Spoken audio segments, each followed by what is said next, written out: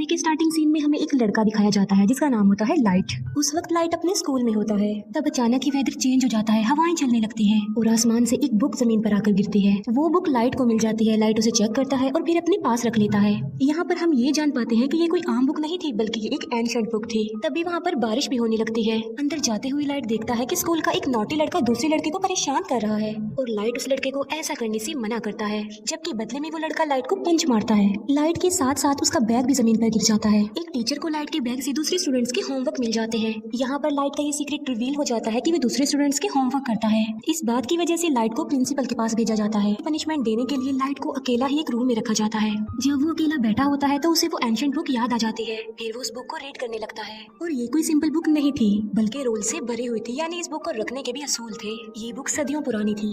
इस बुक को पाकर लाइट को काफी अजीब फील होता है। जब वो इस बुक को एग्जामिन कर रहा होता है तो वहाँ पर अजीब चीजें होना शुरू हो जाती हैं। वहाँ पर लाइट एक अजीब चीज को नोटिस करता है जो इंसान नहीं था बिल्कुल भी, बल्कि वो एक क्रिएचर था। उसकी बॉडी की स्किन नोकदार थी और वो काफी डरावना और क्रीपी लुक दे रहा था। लाइट उसे देखकर बहुत ज्यादा डर जाता है, लेकिन बाद में उसे सारी बात समझ में आ जाती है कि ये कोई क्रिएचर नहीं बल्कि एंजल ऑफ डेथ है, यानी मौत का फरिश्ता। और ये एंजल ऑफ डेथ इस बुक का गार्डियन है। एंजल ऑफ डेथ लाइट को इस बुक की रियलिटी बताता है कि ये क्या क्या कर सकती है। इस बुक में कुछ स्पेसिफिक नोट्स हैं जिन्हें डेथ नोट्स कहा गया है। जिस इंसान के पास ये बुक होती है वही इसका ऑनर होता है, यानी उस वक्त इस बुक का ऑनर लाइट था। इस बुक की बड़ी बात यह है कि इसके डेथ नोट्स पर जिसका भी नाम लिखा जाएगा वो मर जाएगा। बुक का मालिक किसी को भी अपनी पसंद के तरीके से मार सकता है। लाइक वो कोई भी तरीका चूज करके बुक में राइट कर दे तो मरने वाला सेम उसी मेथड उसी पैटर्न से ही मरेगा। लेकिन ऐसा करने के लिए ऑनर को कुछ रूल्स को फॉलो करना होगा। लाइट फिलहाल तो इस बात पर बिलीव नहीं करता। बुक के साथ जो एंजल ऑफ डेथ होता है वो सिर्फ उसी इंसान को नजर आता है जो बुक का ऑनर होता है उस वक्त। अब एंजल ऑफ डेथ लाइट को बताता है कि 7 दिन में उसने इस बुक में एक नाम तो जरूर लिखना है और अगर उसने ऐसा ना किया और किसी का भी नाम इस बुक में ना लिखा तो ये बुक किसी और के पास चली जाएगी। किसी का भी नाम बुक में लिखने की शर्त ये है कि ऑनर को उस पर्सन का ओरिजिनल नेम और फेस जरूर याद होने चाहिए और मौत का कोई एक तरीका लिखा जाएगा जो एक्चुअल में होता है। एंजल ऑफ डेथ लाइट को कहता है कि तुम्हें जरूर इस बुक को आजमाना चाहिए। तभी लाइट विंडो से उस नॉटी लड़के को देखता है जो उस वक्त भी किसी को परेशान कर रहा होता है और उसने लाइट को भी मारा था। एंजल ऑफ डेथ की बात मानकर लाइट उस बुक में उसी लड़के का नाम राइट कर देता है और उस लड़के की मौत का वो ये तरीका लिखता है कि उसका सर क्रैश होगा। फिर हम बाहर का नजारा देखते हैं जो कि अचानक से बदल जाता है। 2 गाड़ियां आपस में टकरा जाती हैं और एक गाड़ी में लोहे की लेडर्स पड़ी हुई थी जिससे सच में उस लड़के का सर क्रश हो जाता है। लाइट समेत सब लोग ये देखकर काफी हैरान रह जाते हैं। ये सब कुछ देखकर अब लाइट को भी यकीन आ गया था कि जो कुछ भी उसे एंजल ऑफ डेथ ने बताया है वो सच है। इसी वजह से लाइट काफी डर जाता है। एंजल ऑफ डेथ लाइट को बताता है कि तुम इस बुक की मदद से बहुत कुछ कर सकते हो, लेकिन अगर तुम इस बुक को लेना नहीं चाहते तो मैं इसका मालिक किसी और को बना दूंगा। इसके बाद लाइट अपने घर वापस आ जाता है। घर में हम लाइट के फादर को देखते हैं जो कि एक डिटेक्टिव थे। फिर हमें दिखाया जाता है कि कुछ साल पहले एक क्रिमिनल ने लाइट की मदर का मर्डर कर दिया था, लेकिन वो क्रिमिनल सबूत ना होने की वजह से खुला घूम रहा था। इस बात की वजह से दोनों बाप बेटे के रिलेशन भी कुछ खास नहीं थे। लाइट अपने फादर से नाराज होता है कि आप मेरी मदर की मौत का बदला नहीं ले रहे हैं। इस बात को लेकर लाइट हमेशा अपसेट ही रहता था। फिर लाइट को एक आइडिया आता है कि मैं उस क्रिमिनल का नाम भी उस डेथ नोट में लिख देता हूँ और वो ऐसा ही करता है। उस क्रिमिनल का नाम वो डेथ नोट में लिख देता है। फिर हमें वही क्रिमिनल दिखाया जाता है जो कि अपने साथियों के साथ पार्टी कर रहा था और सडन देखते ही देखते सबकी आंखों के सामने उसकी मौत हो जाती है। जब बाप बेटे को उस क्रिमिनल की डेथ की खबर मिलती है तो वो काफी खुश हो जाते हैं। यहाँ पर लाइट ने अपनी मदर की डेथ का बदला भी ले लिया और लाइट और उसके फादर का रिलेशन भी अच्छा हो गया। फिर लाइट सोचता है कि आखिर इस बुक की पावर को अच्छे कामों के लिए कैसे इस्तेमाल किया जाए। लाइट स्कूल में बैठा हुआ ये बात सोच रहा था। तभी लाइट के पास एक लड़की आ जाती है जिसका नाम होता है मिया। मिया लाइट की बेस्ट फ्रेंड होती है। इसी वजह से लाइट उसे अपना ये सीक्रेट बता देता है कि मुझे एक मिस्टीरियस बुक मिली है जिस पर अगर किसी का नाम लिख दे तो वो मर जाता है। लेकिन मिया इस बात का बिलीव नहीं करती। इस बात को प्रूव करने के लिए लाइट मिया को लाइव न्यूज दिखाता है जहाँ एक किलर दिखाया जाता है।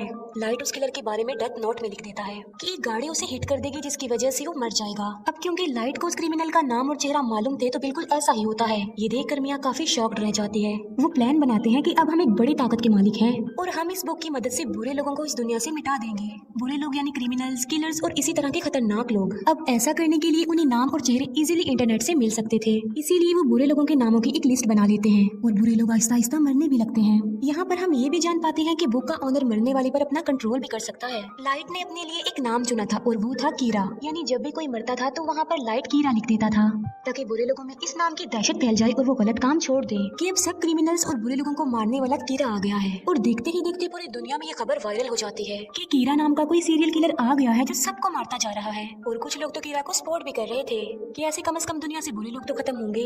अब क्योंकि था तो वो किलर ही, तो पुलिस उसे ढूंढना चाहती थी। अब क्योंकि कोई भी सबूत लाइट के खिलाफ नहीं था तो उस तक पहुंचना इम्पॉसिबल था। फिर एक इंटेलिजेंट डिटेक्टिव को इस केस के लिए हायर किया जाता है। इस डिटेक्टिव का नाम होता है एल, जो कि काफी स्मार्ट था, जो कि अपने फेस को हमेशा कवर रखता था और उसका ओरिजिनल नेम भी कोई भी नहीं जानता था। लाइट और मिया अपनी लाइफ में काफी खुश थे और 400 से ज्यादा लोगों को मार चुके थे। एल एक कॉन्फ्रेंस में अनाउंस करता है कि कीरा सबके सामने आ जाओ। एल क्योंकि काफी स्मार्ट था तो वो इस केस को स्टार्ट से ही देखता है। अब क्योंकि लाइट के फादर भी एक डिटेक्टिव थे तो एल उन्हें भी अपने साथ ही मिला लेता है ताकि वो जल्द से जल्द कीरा तक पहुंच जाए। लाइट और मिया काफी वरीड हो जाते हैं क्योंकि उन्होंने कभी ये नहीं सोचा था कि उन्हें पकड़ने की साजिश भी की जाएगी, क्योंकि अभी तक तो वो मजे में थे।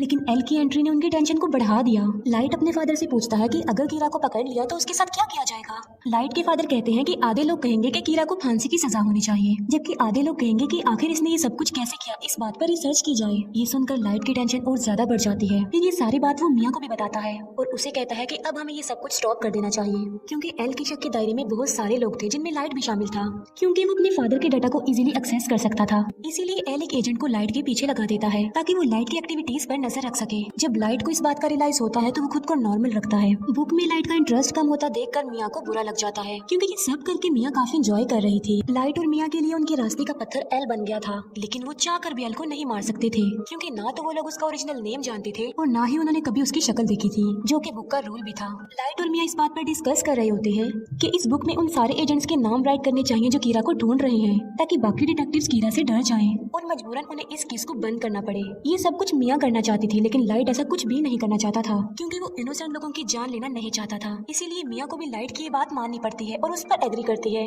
दूसरी तरफ एल को ये भी पता चल जाता है कि कीरा ने सिर्फ उन लोगों को अपना विक्टिम बनाया है जिन लोगों को टीवी पर दिखाया गया है, और कीरा उन लोगों को नहीं मार सकता जिसका फेस और नाम वो नहीं जानता। अब उस पर शक ना आए इसीलिए लाइट डिसाइड करता है कि वो कुछ दिन लोगों को नहीं मारेगा। लेकिन सडन एक इंसिडेंट हो जाता है। वो सारे एजेंट्स बिल्डिंग से कूदकर सुसाइड कर लेते हैं, जो कि इस केस में शामिल थे और कीरा को ढूंढ रहे थे। लेकिन ये नाम तो लाइट ने नहीं लिखे थे, तो फिर ये नाम किसने लिखे थे? यहाँ से सिचुएशन खराब हो जाती है, क्योंकि अब तक सिर्फ कीरा बुरे लोगों को ही मारता आ रहा था। सब उसे हीरो समझ रहे थे, मगर अब तो उसने पुलिस को भी मार दिया।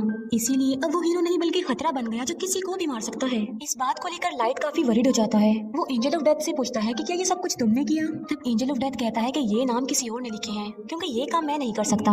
लाइट के फादर अपनी कॉन्फ्रेंस में कीरा को चैलेंज करते हैं कि इनोसेंट लोगों को मारना बंद कर दो। अगर हिम्मत है तो मुझे मारकर दिखाओ और सबके सामने आ जाओ। ये न्यूज लाइट और मिया भी देख रहे थे।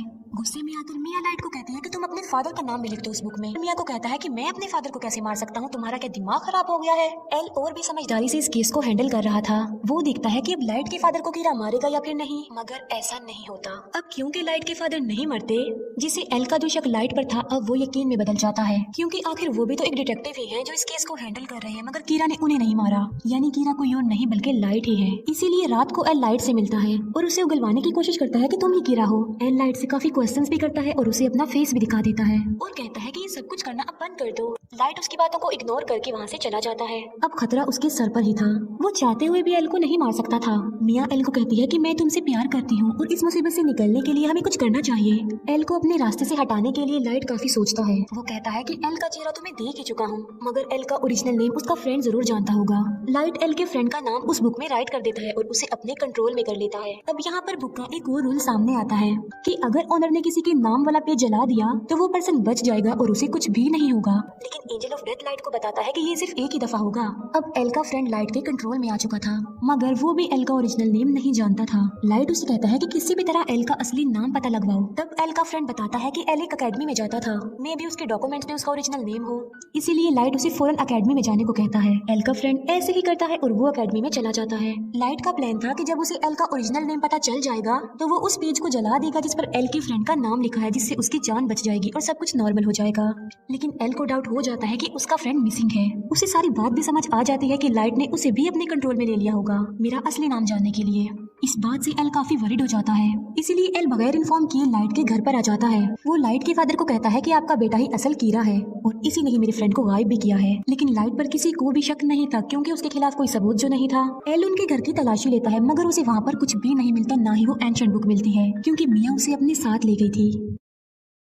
फिर लाइट को एल के फ्रेंड की कॉल आती है कि मैं अकेडमी तक पहुंच गया हूं और उसके पास बस थोड़ा ही टाइम रह गया था और एल का फ्रेंड बस नाम बताने ही वाला होता है। जब लाइट पेज को जलाने लगता है तो वो दिखता है कि वहाँ पर तो वो पेज नहीं है बल्कि गायब हो चुका है। इसीलिए नाम बताने से पहले ही एल के फ्रेंड की मौत हो जाती है। इस बात से लाइट को काफी दुख होता है।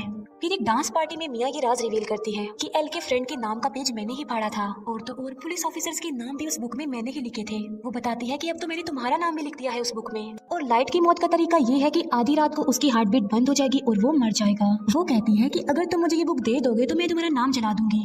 यानी मिया ने बुक हासिल करने के लिए लाइट को अपने प्यार के ट्रैप में फंसाया। जब एल को अपने फ्रेंड की डेथ का पता चलता है तो वो लाइट के पीछे पड़ जाता है। एल फिर लाइट को पकड़ ही लेता है, मगर एल वहाँ खड़े एक शेफ को कहता है कि ये कीरा है, मेरी हेल्प करो इसे पकड़ने में। लेकिन वो शेफ एल को ही बेहोश कर देता है क्योंकि वो कीरा का स्पॉटर जो था। भागते भागते लाइट मिया को भी अपने साथ ले जाता है और वो दोनों एक झूले में आ जाते हैं। दोनों ऊपर ही फंस जाते हैं और इतनी ही देर में वहाँ पर पुलिस भी आ जाती है। लाइट मिया को कहता है कि अगर तुम मुझसे प्यार करती हो तो इस बुक को तुम टच भी नहीं करोगी, हम एक होकर सब कुछ नॉर्मल कर देंगे। लेकिन मिया लालची थी तो वो उसकी बात नहीं मानती। वो उस बुक को लाइट से स्नैच कर लेती है। ये देखकर लाइट मिया को कहता है कि ये तुमने बहुत गलत किया है। ये सुनकर मिया समझ जाती है कि इस बुक में लाइट ने मेरा भी नाम लिख दिया होगा। अब दोनों के नाम ही बुक पर थे तो सडन दोनों नीचे गिर जाते हैं। मिया की तो मौके पर ही मौत हो जाती है, लेकिन लाइट पानी में जाकर गिरता है। फिर हम लाइट को एक हॉस्पिटल में देखते हैं जो कि कोमा में चला गया था। इसी दौरान और क्रिमिनल्स की भी मौत हो जाती है। वो लोग देखते हैं कि एल का शक तो लाइट पर था, लेकिन वो तो कोमा में चला गया है, लेकिन लोग तो स्टिल मर रहे हैं। फिर हम देखते हैं कि जब मिया और लाइट झूले से गिर रहे थे तब एक पेज उस बुक में से निकलकर गिरता है और जल जाता है, और उस पेज पर लाइट का नाम लिखा हुआ था। लाइट ने एक समझदारी की थी। जब उसे पता चला कि मिया ने उसका नाम लिख दिया तो उसने बुक में ये लिखा कि अगर मिया उससे ये बुक ले लेगी तो वो मारी जाएगी, और वो पेज जिस पर लाइट का नाम लिखा हुआ है वो भी जल जाएगा और लाइट पानी में गिर जाएगा। इसी के साथ ही उसने बहुत सारे बुरे लोगों के नाम भी बुक में लिख दिए थे। एक बुरा डॉक्टर लाइट को पानी से बाहर निकालता है और उसे कोमा में भेज देता है, और बाद में वही डॉक्टर सुसाइड कर लेता है। फिर एक और आदमी उस बुक को लेता है और उसमें बहुत सारे बुरे लोगों के नाम लिख देता है। बाद में वो आदमी उस बुक को लाइट के पास ले आता है। लाइट भी अब कोमा से बाहर आ चुका था। इसके बाद एल को सस्पेंड कर दिया जाता है, लेकिन वो एक आखिरी बार मिया के घर की तलाशी लेता है और वहाँ उसे मरने वाले सारे पुलिस ऑफिसर्स के नाम मिल जाते हैं, जिसकी वजह से सारा इल्जाम मिया पर आ जाता है। अब वो बुक लाइट के पास आ जाती है और वो भी बिल्कुल ठीक हो चुका था, लेकिन उसे नसीहत हो गई थी कि अब की बाद वो किसी पर भी ट्रस्ट नहीं करेगा। और इसी के साथ ही मूवी यहीं पर एंड हो जाती है। Thank you for watching.